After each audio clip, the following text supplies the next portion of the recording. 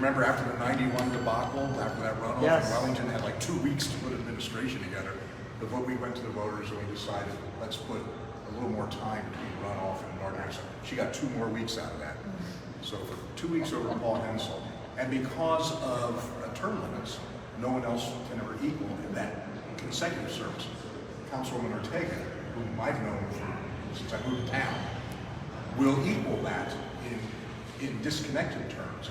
And I think for that reason, it's very wonderful, Debbie, that even though you will equal her length of service, that you are one of the primary supporters of doing this honor. So, well, it was an honor to serve with her as well, and I'm really pleased to see that some of her colleagues and my colleagues are here as well to be part of the unveiling. Some of you were here when we actually did the ordinance to do the official naming, but this sort of memorializes it.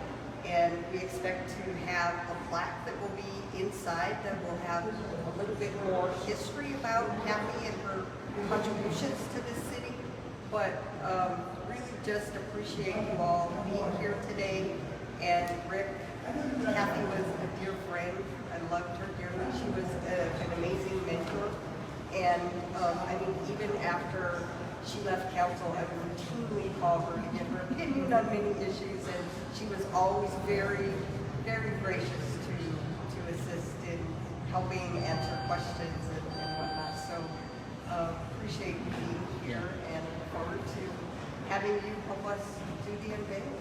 recently, Rick told us that they got rid of the landline finally, right? Wow. When you talk about when she was in office and even after, my fingers could do that pattern. Da, da, da, bum, bum, bum, bum. It was like an X, the last 4 numbers. I can still do that in my sleep. Just so folks know, what Debbie mentioned, we're going to recognize Cathy inside the chamber with a plaque. I don't know, Council President Gilmore might want to say a few words about the fact that there are going to be some major renovations in this room to update it for this new age where we need a little more thought for security, for ADA access, which is a complete disaster on the dais. And so we are going through the final steps of getting to a design to redo the chamber. I learned one really cool thing through that I didn't know, and that was that this chamber... And he knows everything about our history. This room used to be arranged cathedral style. The dais was up against the south wall, and the audience sat in benches that went this way, and Megan found some photos of it from the 60s. It was last redone when we expanded the council to 13 members, and then they put us back up against the east wall, and we have the current arrangement. The designs we're looking at now, Council President, if you want to mention what we're looking at. That was in 1975. We don't know, is it 75? Thank you. We don't know yet where we might recognize Cathy, but as part of the renovations. Yes.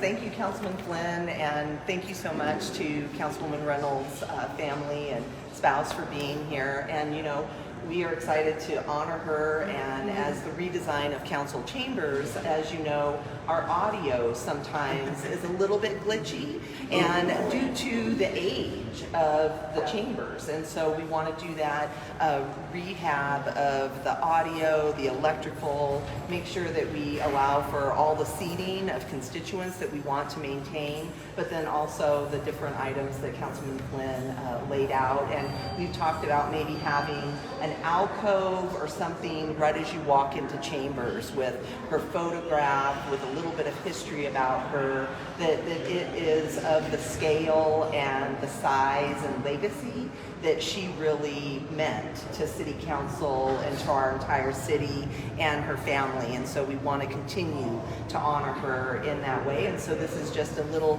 sneak preview of the different ways that we'll continue that honoring of her legacy. And so thank you for being here, and thank you, Councilman Flynn and Councilwoman Ortega, for really shepherding this and making sure that we were able to continue working on this together.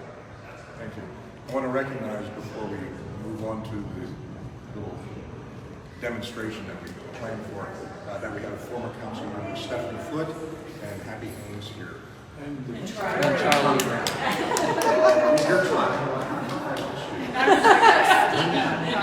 He didn't have a cowboy hat on. It's in the There was car. no air conditioning.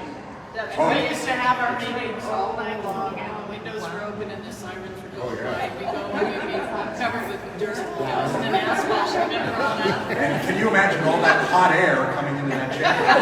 Hot air beats hot air. So, Rick, you want to say a few words before He's you, correcting my history already.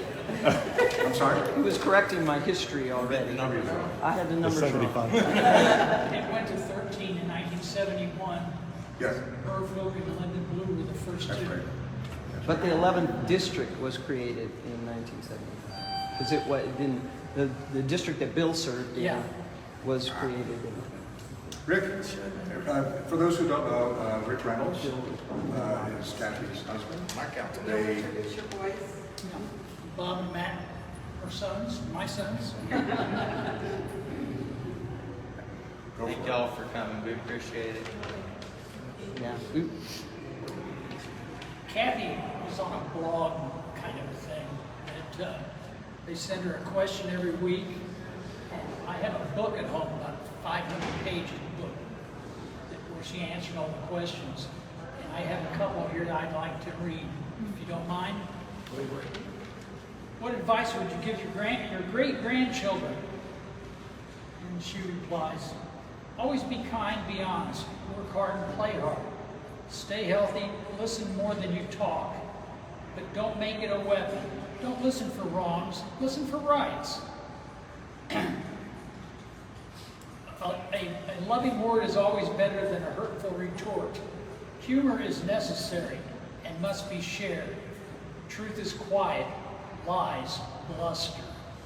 Don't forget touching and manners. Please and thank you speak volumes. It's okay to have adversaries, but avoid having enemies. Love your family however you define it. Learn all you can and pass it along. You are entitled to your own opinions, not your own facts. Decide to be happy and laugh. By all means, laugh. Have you ever been given or been the recipient of a random act of kindness? I don't know about random acts of kindness, but I have been the recipient of much kindness. My in-laws for letting me in, the Denver Democratic Party for letting me in, the good old boys of the 1970s Denver government for keeping me safe until I learned the ropes. Kindness is the most undervalued of virtues. Do you believe people can change? Why or why not? I believe people's behavior can change, but not their nature. For example, one can learn to be polite, punctual, and tell a good story. The wear and tear of living can teach us how to best navigate the world with charm and grace. But kindness and meanness just are. What do you consider your icons and why? My icons are people who rise to meet the challenges despite expectations. An ugly duckling, emotionally neglected girl who became a world beater in human rights. A backwoods lawyer with a squeaky voice who led us through the Civil War. A woman who made the crisis of the Great Depression an opportunity to reform the American workplace and create family security. Eleanor Roosevelt, Abraham Lincoln, and Francis Perkins. Examples. And my mother, Ruth Swofford Crawford, because she made sunshine.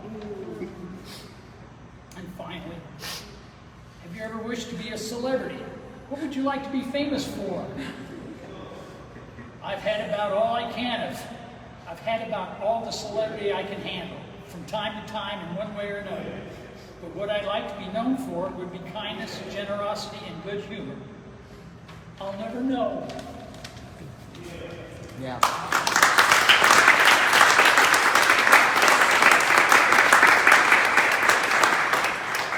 I miss her a great deal, as I'm sure some of the rest of you do too. But I take solace in the fact that I had her for my own for 60 years. And I can't be more thankful than that. And Debbie, I think I'm looking around. Yeah, Happy and Debbie. are the two that known her the longest, I think, here. You were both A's. I knew you before I knew her. What? I knew you before I knew her. Yes, she did. She was a student at West High. Thank you very much. Thank you. So, you're giving me up? Yes. Oh, What we're gonna ask you to do You is, and the boys, actually. I couldn't bring a knife in. it's just